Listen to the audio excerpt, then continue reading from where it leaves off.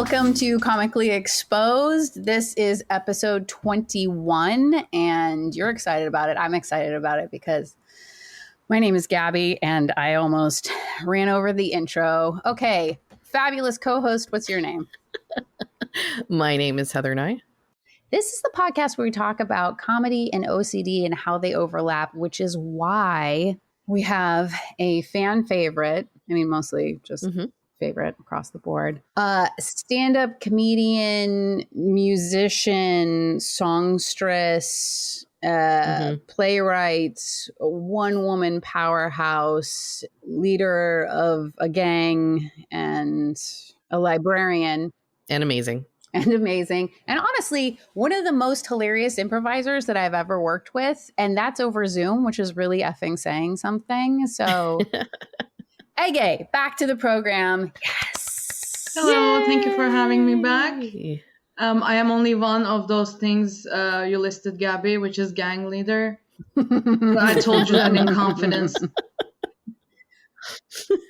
I thought that I hit it pretty well. I buried it in like 5 deep, and you weren't gonna. I didn't think you would pick up on it. I think people will understand what you mean.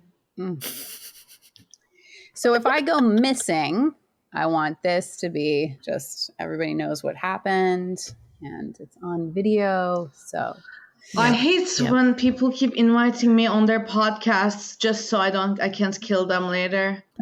Like, this is all of the press I get. But to be fair, you should have just killed one person, because then we would have stopped doing it. Do you know what I mean? Like, if we knew that this didn't work, and I'm not saying kill me. Are you saying kill me? Unrelated, I'm going to send a text real quick.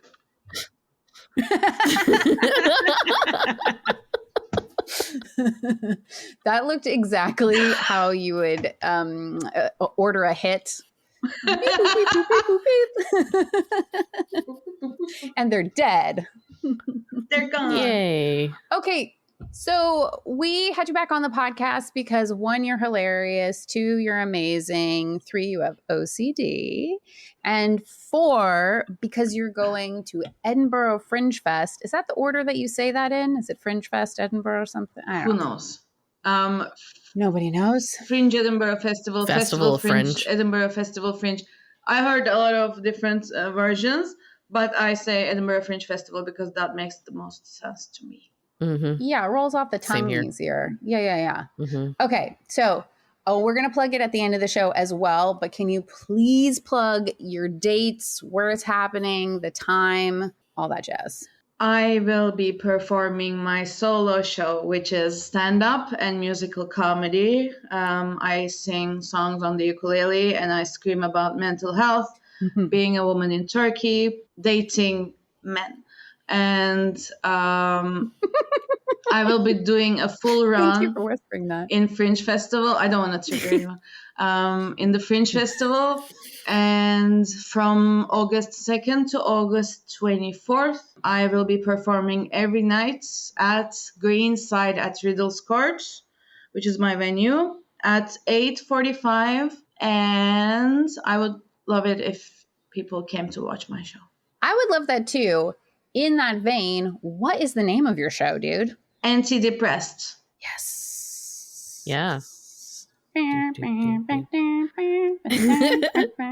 There's your new theme song. Oh, thank you, Gabbie. You're welcome. It's going to be really fun to play on the ukulele, I'm sure. Dude, can we talk about how you put this show together? Like, what was your process?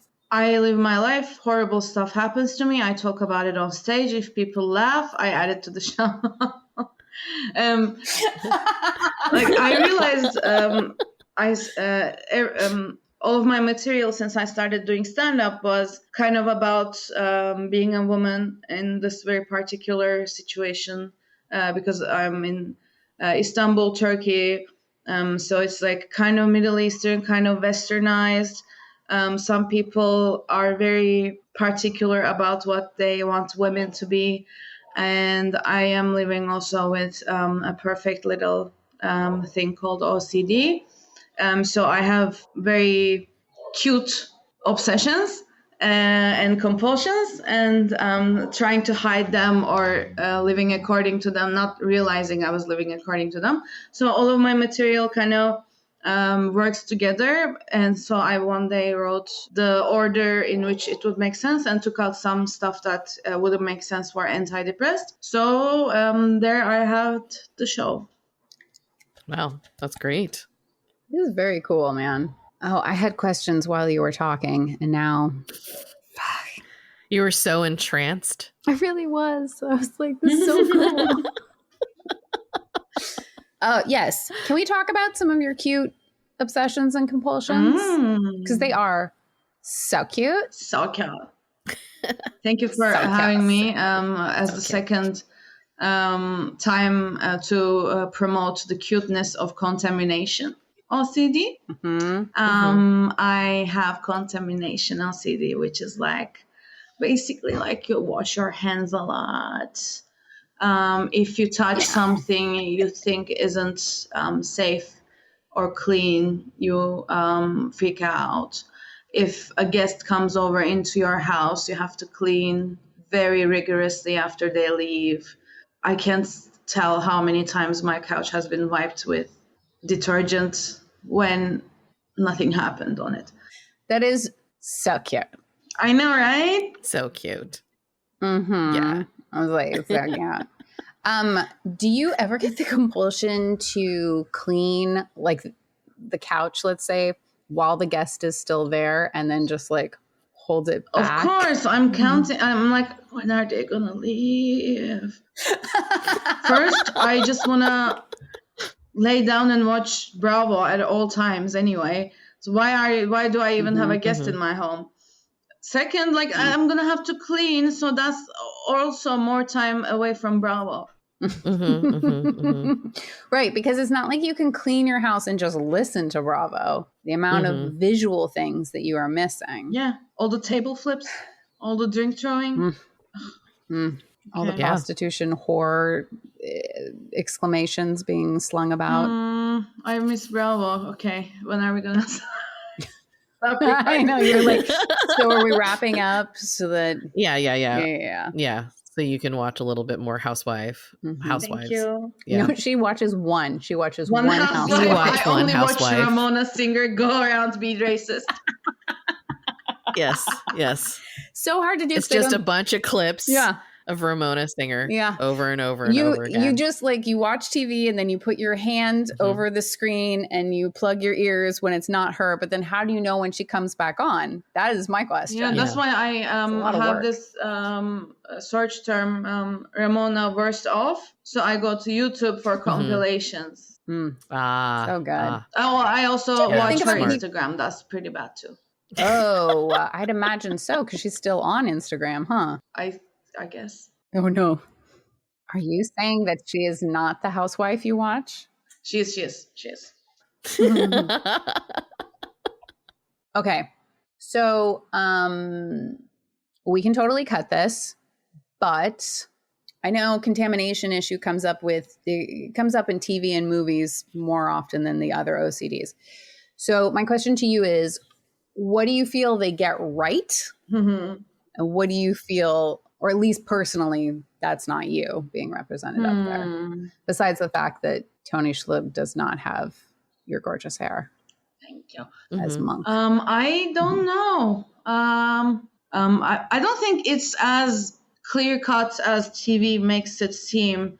It's not like you have one rule and it's the same for every situation. Like when I'm traveling, I have way less contamination stuff, but I do more checking. And as a storytelling device, that wouldn't work unless its target audience is only me. So I think it's hard to portray OCD in television or film because, I don't know, it doesn't look like anything sometimes. Like a lot of people who are very close to me have no idea why I am sanitizing my hand, exactly what triggered it.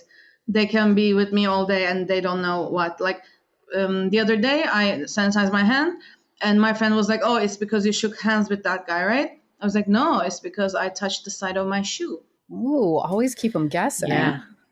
That guy, for example, for some reason didn't trigger my OCD. But if I was a TV OCD, contamination OCD haver, I would go around like not shaking hands. But it depends from situation to situation so much that I don't know. It's not as ruly. It's more unruly, I think. Yeah. Yeah, it's like constantly changing, right? Yeah. It's like, or if there are rules. Yeah. If there are rules, they're changing all the time. Like I can be washing my hands a lot during the day, and you can show that on TV, and I'm like, yeah, me. But I don't know. It depends. I think OCD changes from person to person too, so it would be hard to actual person with contamination OCD. I don't know if I would see myself in them necessarily in the way it manifests. The thought pattern is very similar, and I understand it, but practices in everyday life look very different. Yeah, because it's like OCD light, I guess, on TV, like with Monk. It's like it doesn't show his intrusive thought that brought him to do the compulsion. Yeah. On television. I know there's been shows that have done it slightly, I guess, I don't know if I could say right, but showed it a more realistic, like Work in Progress. I think Puro, I sort of remember the show where it actually shows her having the thoughts, like the hypersexualized thoughts in her head, and then her like don't show me that, you know? And so that's like pretty close. Yeah. Okay, we kind of ran through a type of OCD that I don't think we've talked about on the podcast, which is checking OCD. And since you brought it up, Ege, what is checking OCD? Checking OCD is like hot little new in fashion sort of thing where like you check stuff, you check it again. Like, ooh, yeah, my phone is in my pocket. Is it? Yeah, it's in my pocket. Is it though? It's in my pocket still. It is. Is it? Is it? Oh, okay, good. Is it though? So that's kind of I think checking OCD was gifted to me in childhood by repeatedly being asked by adults, "Are you sure you have your Istanbul card? It's the transport card that you use." Like, not even do you have your wallet? Check to see if you have your wallet, which would be important to remind the child, hey, do you have your wallet? But within a span of 5 minutes from leaving the house to getting on the bus, 5 times maybe would be a lot. And because it was like, well, yeah, I do have my Istanbul card in my wallet that allows me to get on the bus, but I don't think it had left in the last 20 seconds. Okay. That's how you gift it to someone if you want to. And also, like, when you're a child, it's kind of free. Also, even if you missed your Istanbul card, you can get another one at the station. Just wouldn't be the end of the world. It's not like leaving your keys. It's not that complicated to leave your Istanbul card at home. Okay, then follow-up question. So was it the same adult who would ask you multiple? Okay. Guess who was undiagnosed? Hey, I did the same thing when I was 4 on an airplane. I kept asking my mom to go to the bathroom because I thought the door to the bathroom was the door to outside where my dad was, and I wanted to check to see if he was still there. And I did it a lot. My sister was very young too, so it was like she had to drag 2 kids on an airplane over and over and over again. Yeah. Oh, that's beautiful. Sorry, Mom. I feel that. Yeah. Sometimes, like you were talking about how when you are traveling, the contamination OCD kind of takes the back seat, and then another OCD shows up and is like, I got this. Mine too. And especially in times of heightened anxiety. And I don't think that it's necessarily obviously it's not on purpose given to me by my OCD group, but being in a group with a lot of people who have a lot of different flavors, you start to pick up on stuff. And I think like my OCD sees it like a passport. It's like, oh, let's get all the stamps, you know? And so the other night, I went to a comedy show. I brought my dog. It was nighttime, so he could just stay in the car. And anyway, oh boy, I really want to say how well I took care of him in the car. Okay. So a lot of thoughts just happened. I'm like, it's the end of the night. I go back to the car. I let the dog out to go to the bathroom. I put the dog back into the car, and I have my keys in my hand. And I say to myself, do not put the keys in the car and lock the door and shut it. Right. And then part of me goes, oh, is that checking OCD? Is that checking OCD? And I get so wrapped up in whether or not that's checking OCD that I locked the keys in the car with the dog. Yeah. And no. This is where my past therapists and I have differed. I have a hide key on my car because I know in stressful situations, something like this will happen. And they say, as an exposure, why don't you take off the hide key? And I say, no, because it came in super handy because I didn't have to call for a tow truck or even inform anybody else. I just got on the filthy, disgusting streets of San Francisco on my knees, reached under the car, and got the key. It's fine. It's fine. I like how you had to tell them everything instead of going, sure, and just do it anyway. They also suggest I don't do that.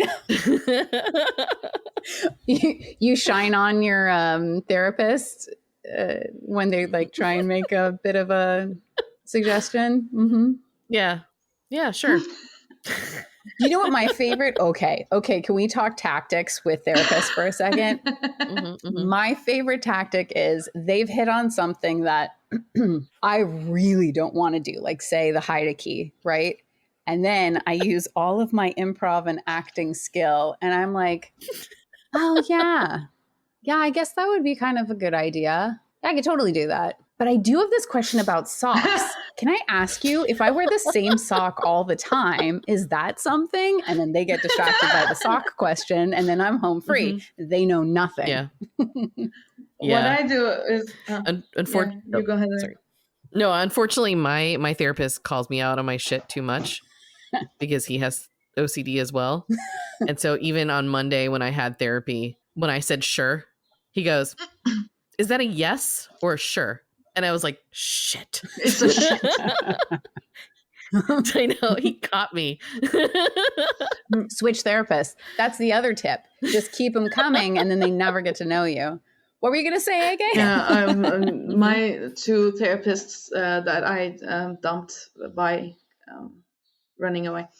I would go when they connect something to something that I know is unconnected and they are both serious issues. But in this very particular situation, no, I'm getting to, okay.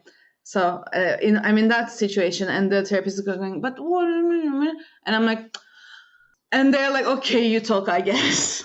I'm like, I'm getting to it. I know it's a problem. That's why I'm talking about it.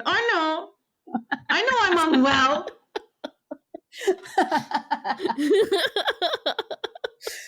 Dude, I like that.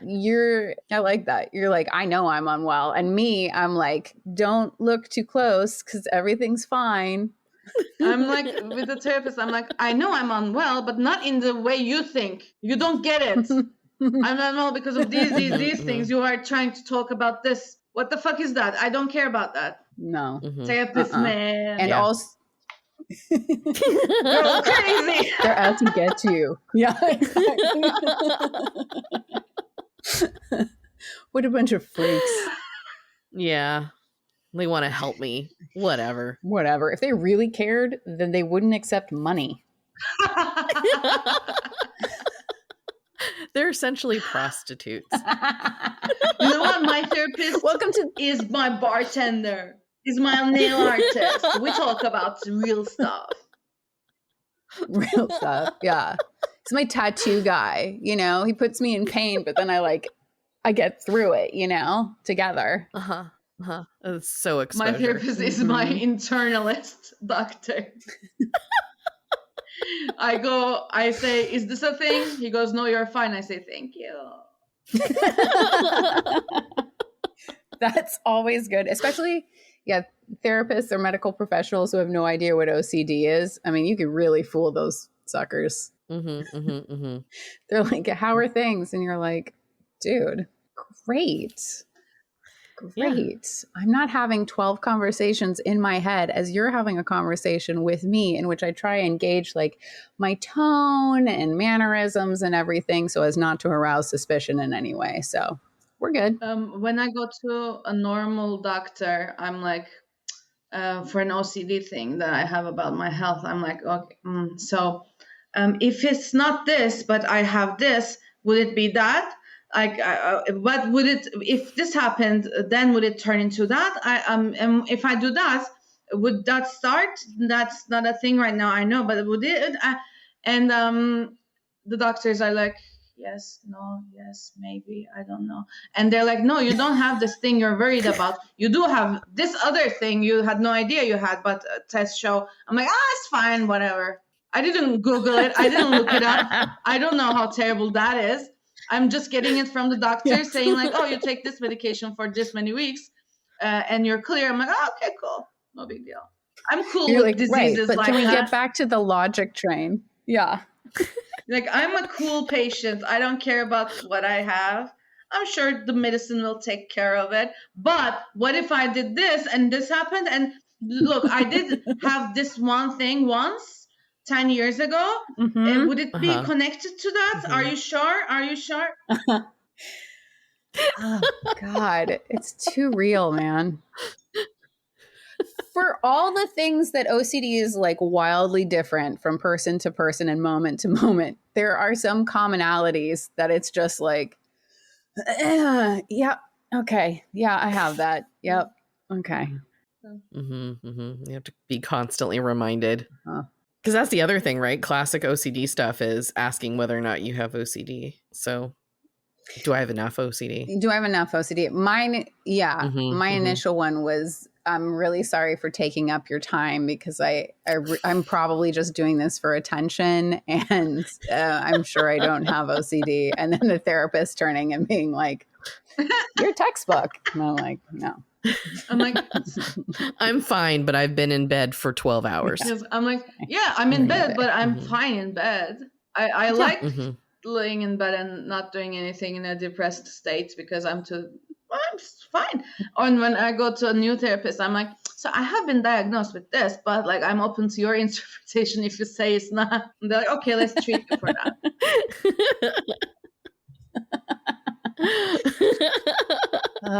So you need your therapist to comply to you at your whim. I mean, yeah. Yeah. You know, it's cool. Yeah. Yeah. And I also had, but like OCD therapists who like, you know, I would say something like, as I'm talking, I realize I'm trying to get your approval, you know, of the group and like make you laugh and whatever else. And then the therapist would specifically say like, well, I didn't find that funny. And I think that you're taking up a lot of people's time. And, you know, like basically do an exposure in the moment without telling me that it's an exposure. But the thing is, it's like, yeah, exactly. Well, that's the line. That's the line. When is an OCD therapist just being a dick and when are they being helpful? Okay, I think I know the answer. If you're doing a bit and they're heckling you, I don't think that's good. Yeah, they're being a dick. Okay. Yeah. Well, because I think when a therapist does do exposure, usually they ask for consent. Yeah. Yes. I hear you. Consent is cool. The thing is, like, I knew it immediately as soon as he started, because it was so out of character. He's like the kindest, most compassionate person. So for him to all of a sudden be like, you know, you're really taking a lot of time away from other people who actually need it more than you, or whatever he was saying. And I just started like smiling like an idiot and laughing. And I was like, I can't take this seriously because I know that I appreciate what you're doing, but I see it. So maybe he was trying to trick your ADHD so you can't really plan for the attack of exposure. I don't know. I think I'm giving him too much sway. I think he was being a dick. That's my vote. Me too. Okay. You lost me at my therapist.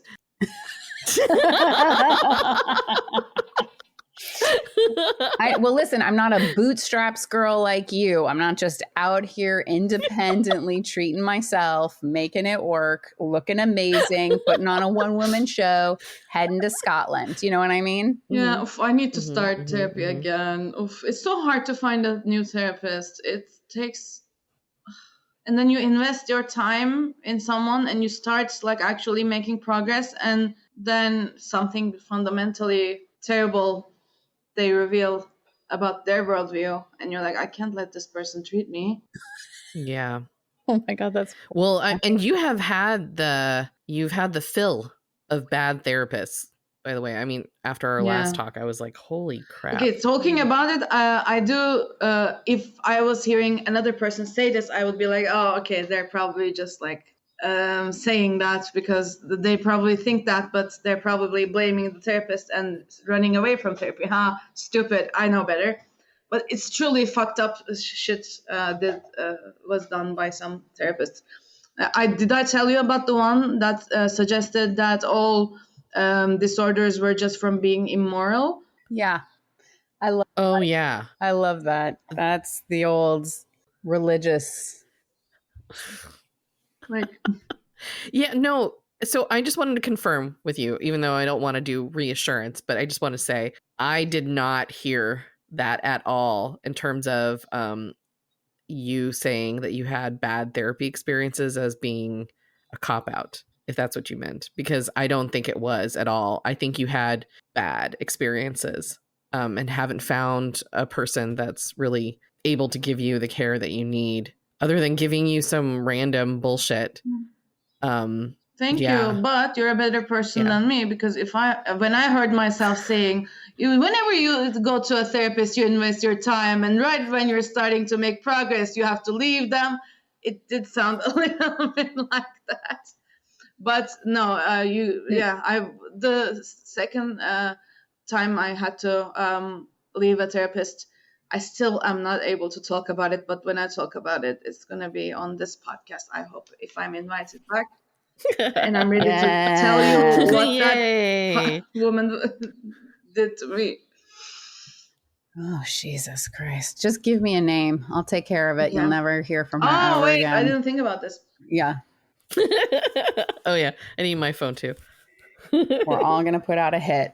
The thing is, I used to hate this saying that people told me about dating, like they're all wrong except for the one, right?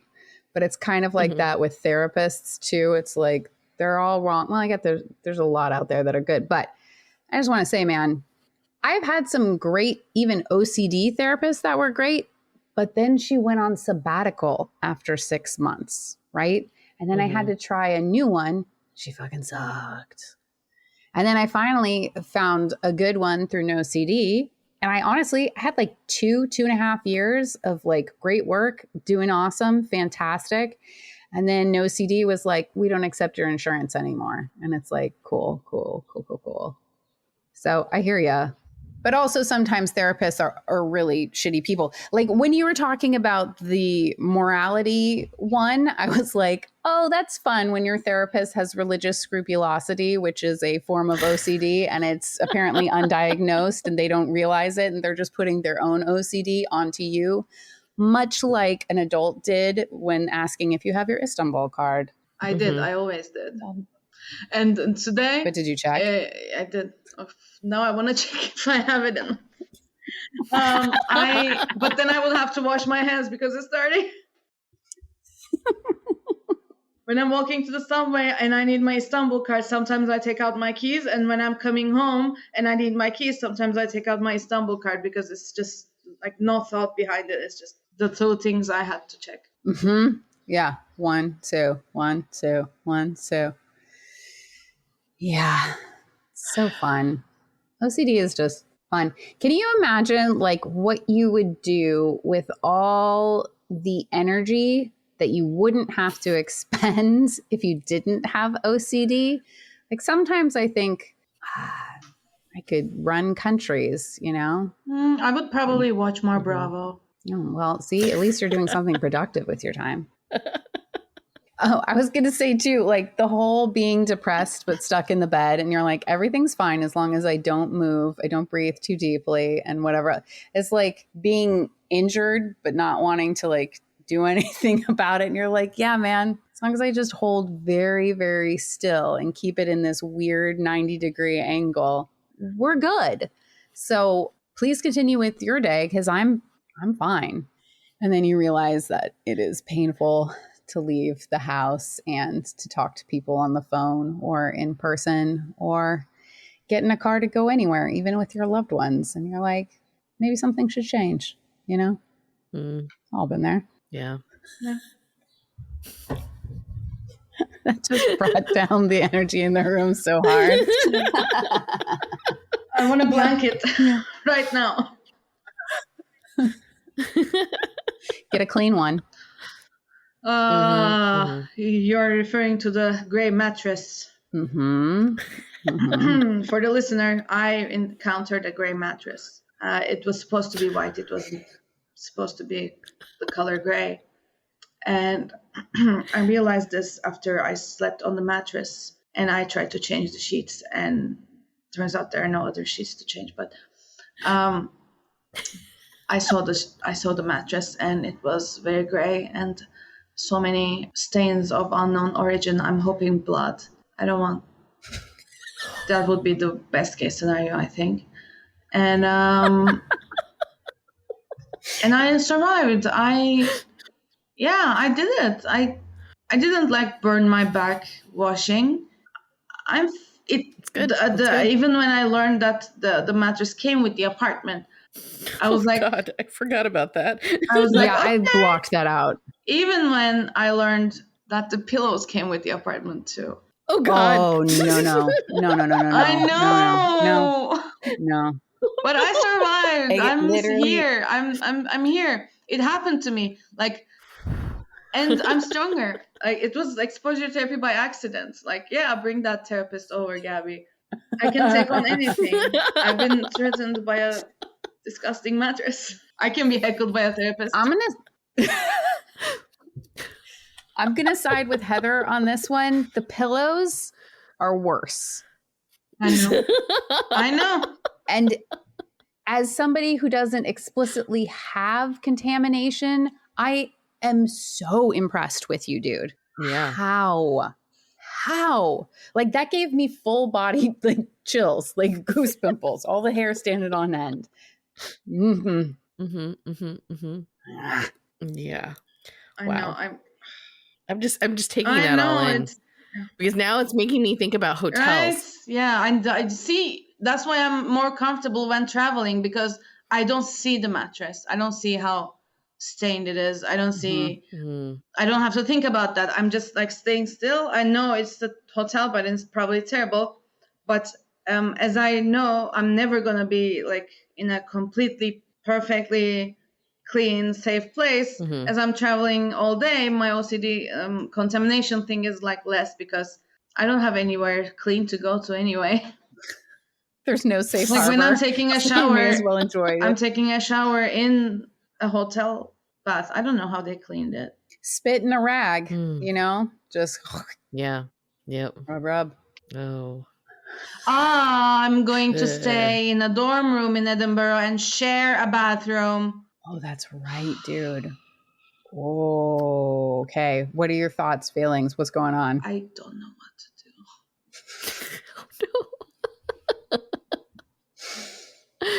Oh, no. Okay. So you have your own private room, right? But the bathroom you have to share. I know. With how many people, I don't know. Oh, no. It's going to be a long 3 weeks. Please come to my show. It will be fun.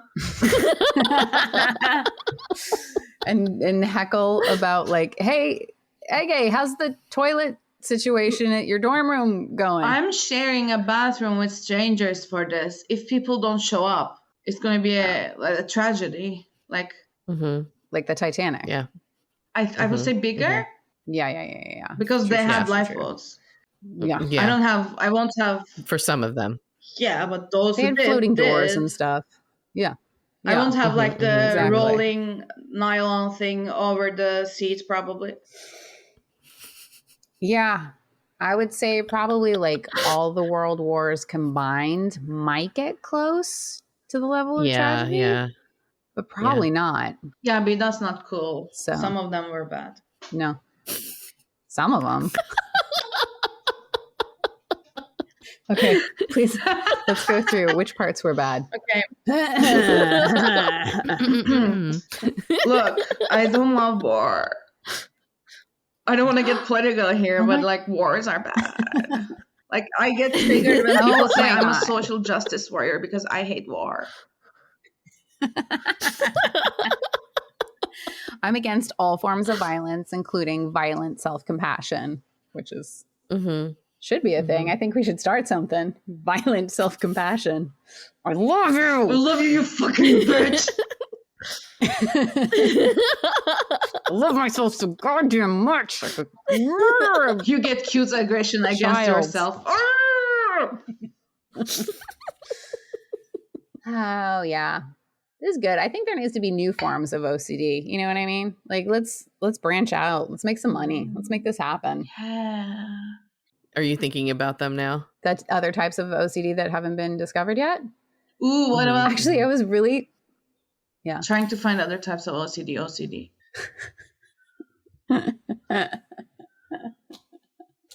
But I feel like you could do that with pretty much everything. What about trying to find other forms of OCD?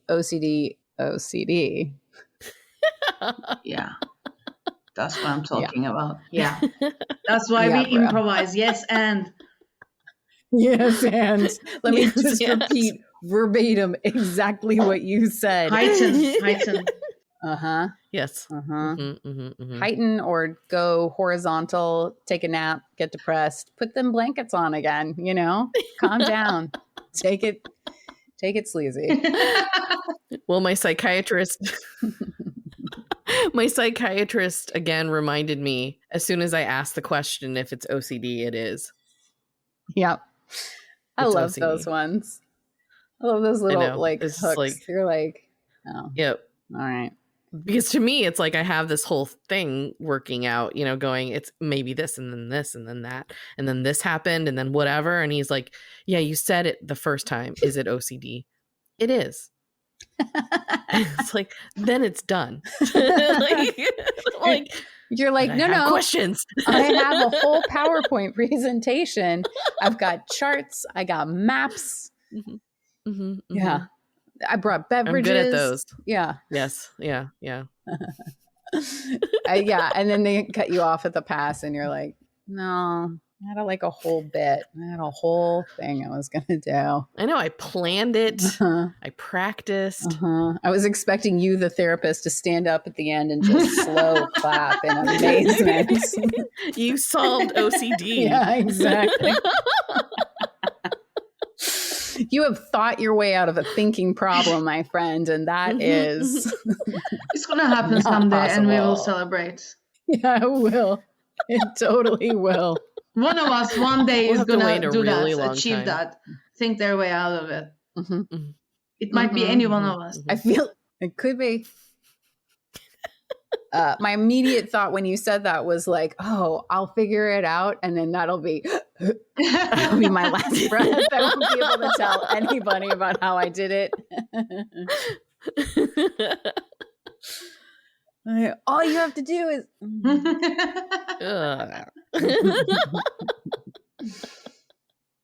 Yeah. All right. Do you have other flavors of OCD? We got checking, contamination. Do you only have OCDs that start with C in English? Oh, I don't know about Turkish. Oh, bias. Yeah, it's not. They don't start. I don't know what else I have. I didn't know. I didn't talk about the checking thing. The previous recording, I didn't even think of it as OCD. Now you have to check to see if you have other OCDs. I will check and I will get back to you. I have compulsive behaviors, but I don't know what's OCD and what's not. I'm not a therapist. Yeah. And yet, are we not just as qualified? Yes. Yeah. No, we're not. We're not. I am. Compared to the therapist that you've been seeing, 1,000%. I will sign off on that right now. Yeah. Print up your certificate, put it on the wall. Exactly. Yes. Yeah. Non-therapist, therapize thyself. I know. Yes. I was going to ask you way back because you were talking about masking your OCD around other people. Mm-hmm. What's that like for you? How's that go? What's the inner thought process? What's up? It's bad.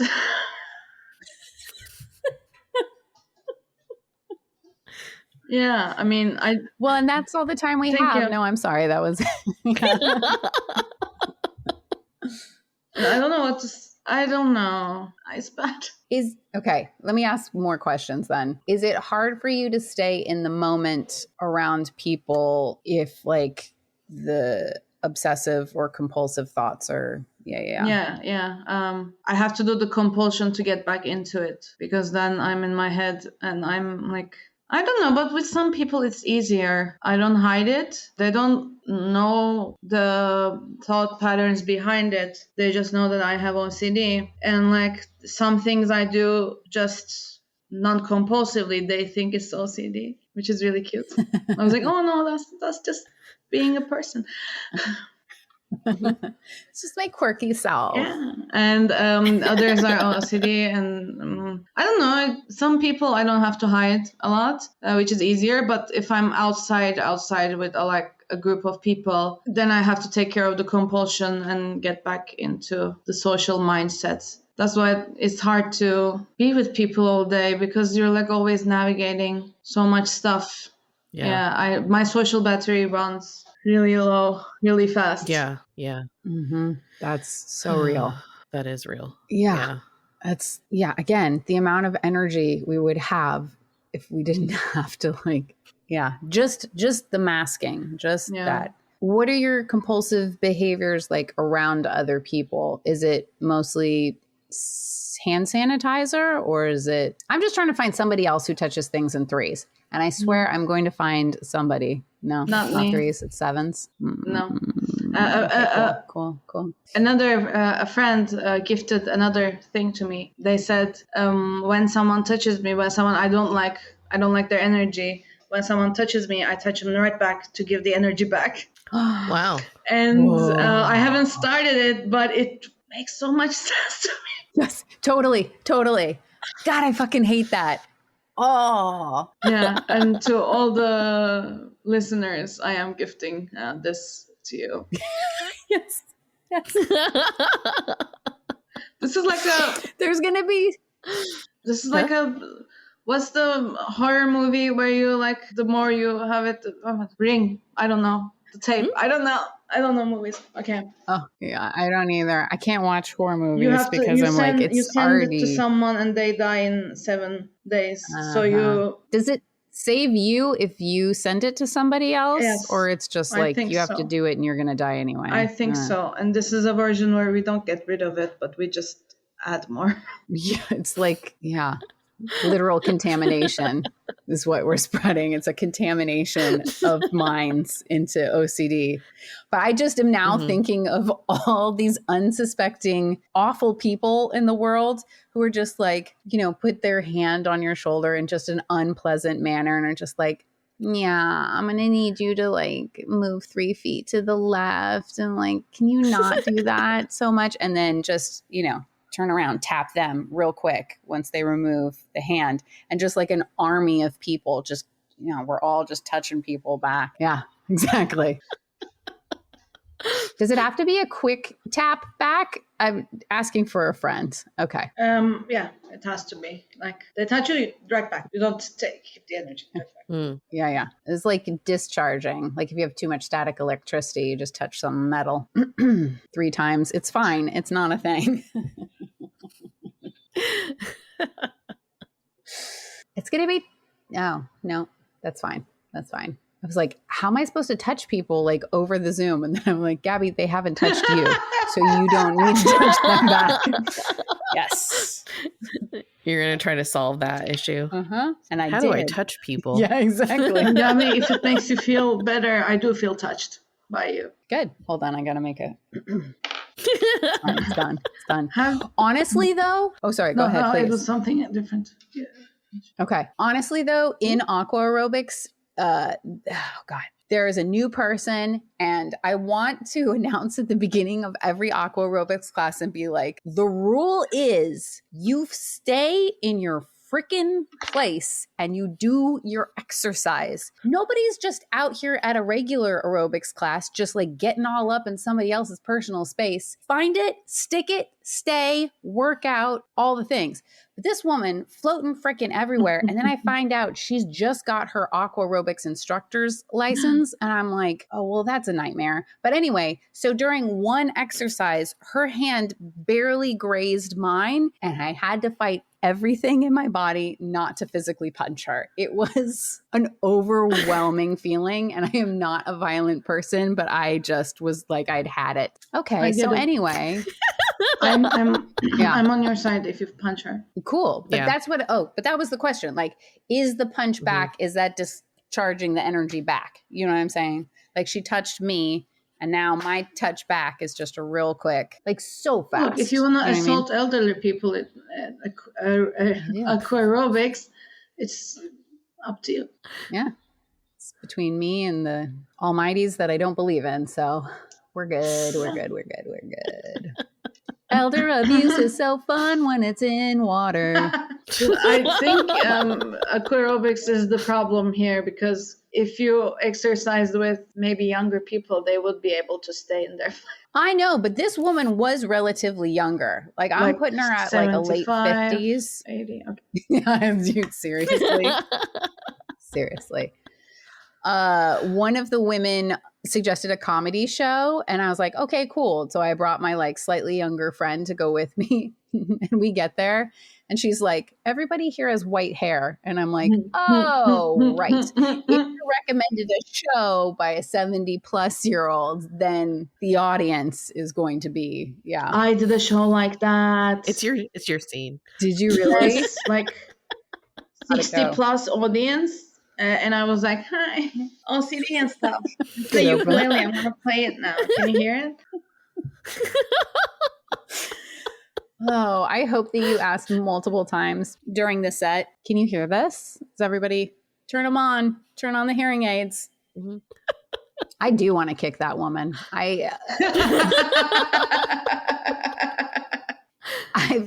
The rage that I felt. And it like barely grazed the hand. It was mostly the pushing of water that I felt more than anything. And yet, blood in the water. But then if you do it underwater, nobody would see it. Mm-hmm.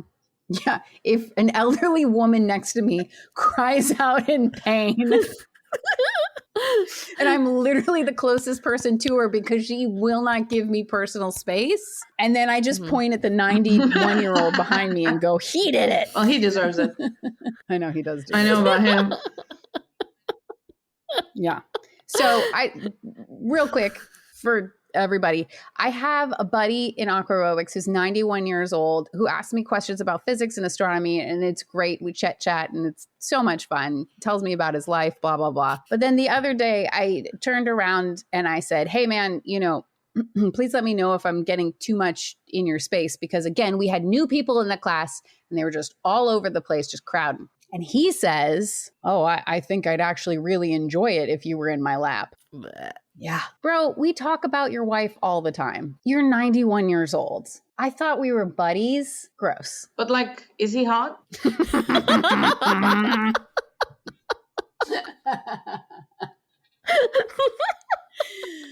For a 91-year-old. I mean, he's hot for an 88-year-old. You know what I'm saying? Like, he could get it. You can get it. You know what I should have said was, I would really feel more comfortable if you were in my lap. No, that would have gone poorly. Damn it. Why is it that you can't, as a woman, harass in the exact same language back? Yes, you can't harass back. No. Because if it feels like harassment to the man, then he's not the type of man who would have harassed you in the first place. Do you know what I'm saying? Like, he gets it. Yeah. He's like, boundaries, please. Yeah, exactly. He's like, eyes up here, ladies. Yeah. I know. Well, so now there's 2 elderly people in the pool I need to kick. And now I'm fighting in the pool again. Yeah, we've talked about that, Gabbie. And I still say, if it's justified, if they started it, it doesn't matter if they're over 65, right? Right? Yeah. If you want to just do a hit on a 91-year-old real quick, Ege, I don't think anyone would notice. You know what I'm saying? Yeah, but by the time my hit arrives... Oh, you think nature has taken its course? Yeah. Or, I mean, shit, maybe he runs for president. He's more spry than... Yeah, he can do aerobics. Yeah, exactly. Oh, my God. Oh, everything's cool. It's all going to be great. Sure. It's 107 degrees today, and I fucking hate it. Yeah. But climate change is a hoax, so. Wow. What a way to end the podcast. We're trying to get that Joe Rogan audience. You know what I mean? So okay, sorry. We're just going to say a lot of... Yeah. Sorry, okay. If you have any sort of truthy, controversial statements that other people are just like afraid to say, now's the time. Yeah. I do. I have myself. controversial beliefs. I think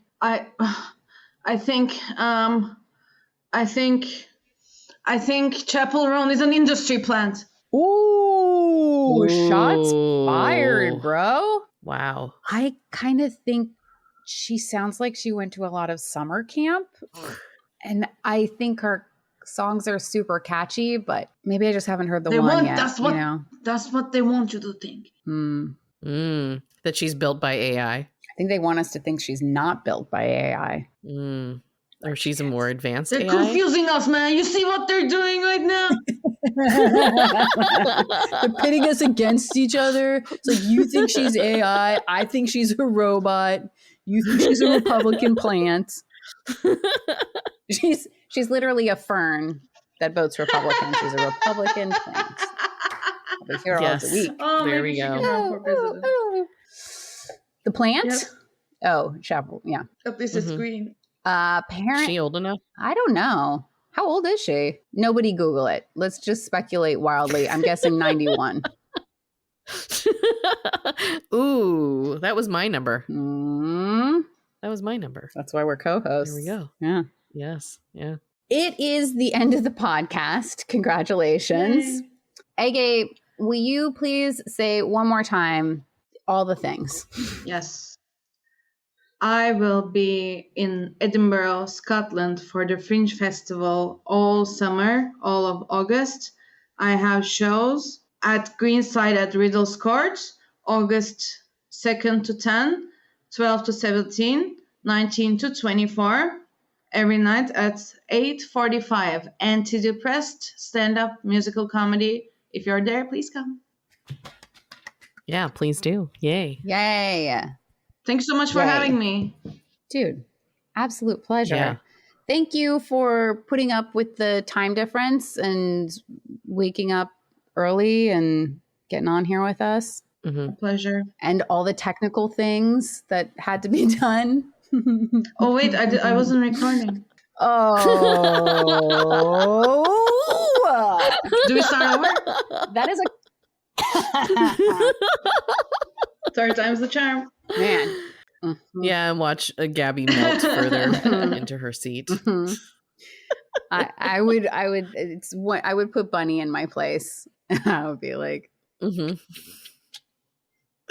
can't do it. That was a good callback. Yeah, to part of the podcast that nobody's going to hear because it's for you. I don't care about the listener. No, please come. I do care. Exactly.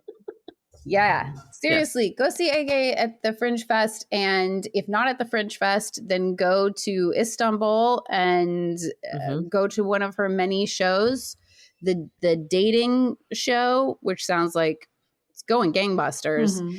I still, the fact that men don't know the difference between a vulva and a vagina is so, I don't know if it's anger, I think it's like depression bed again. That's just, yeah. I think this was on the first recording too, no? Yeah, it was.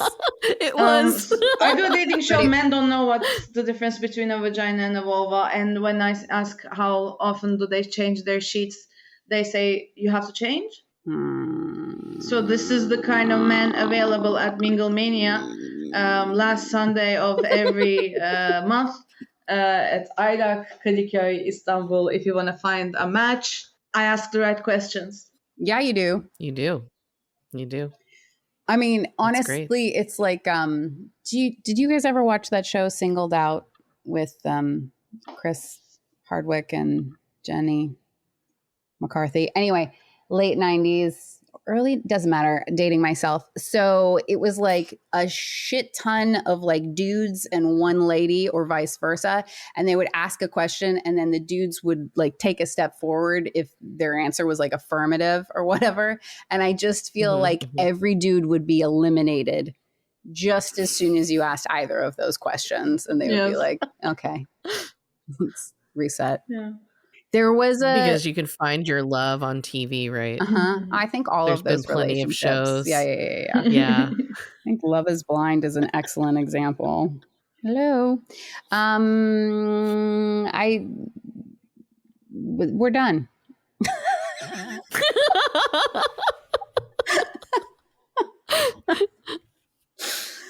That's great. Well, thank you, Ege, for being on the show. Goodbye. Yeah, thank you, Ege. You're always amazing. Thank you so much for having me. Yeah, come back anytime. Anytime you want, I will come back. Thank you so much for having me. I'm sorry. I'm sorry. Ha. No, I'm sorry. You did it. You did it all. Yeah. Heather, do you want to use up your sorries for the episode, or you want to bank? Sorry.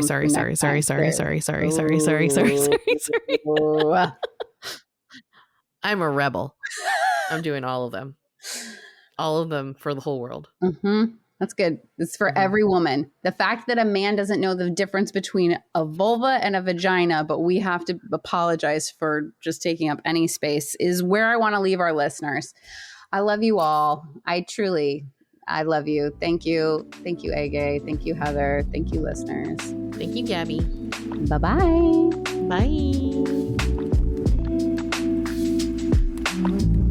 Welcome to the end of the show. This is Gabbie Blachman. And this is Heather Nye. Thank you for listening to Comically Exposed. We're just a little show with two creators who edit and produce each episode. We appreciate all your support. If you like what you heard, please follow us on Instagram at comicallyexp.podcast. That's comicallyexp.podcast. Oh, and check out our website at comicallyexposed.com. That's one word, comicallyexposed.com. Where you can contact us by text or even leave a voice message. Or subscribe to us on Apple Podcasts, Spotify, or wherever you listen to podcasts. New episodes drop every other Wednesday. Also, special thanks to Track Club and Golden Finch for providing the music. Thanks for listening. And hey, everybody, today is a great day to expose yourself.